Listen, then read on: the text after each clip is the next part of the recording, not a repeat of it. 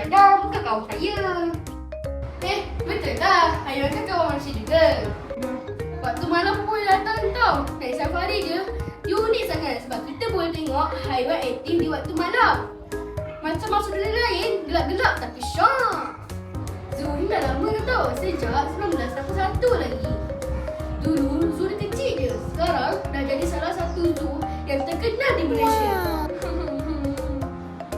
Kenapa kamu sedih?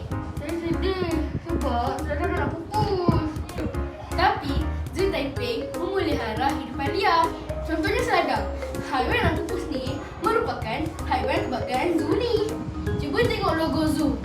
Kan Sadam tu. Jadi, kalau nak tengok kawan awak dekat zoo, datang ke zoo.